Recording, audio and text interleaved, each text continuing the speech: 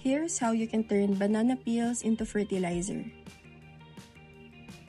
Kung meron kayong mga halaman sa bahay, instead na itapon yung banana peels, pwede nyo itong gamitin as natural fertilizer or mas kilala as banana tea.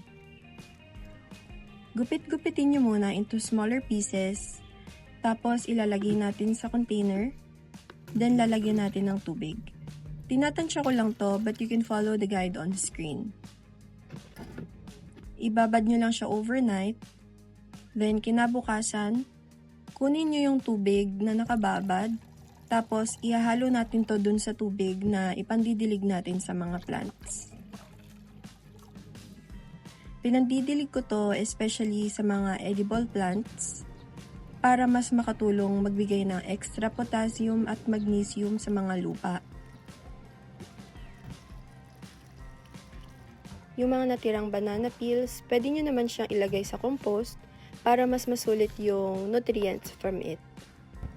Especially dito sa Manila, hindi ganon kadali makahanap ng quality fertilizer. Kailangan mo pa siyang bilhin. Kaya mas okay na i-maximize natin kung ano yung meron sa bahay, like food scraps. Wala ka ng gastos, may fertilizer pa yung plants mo. Bye!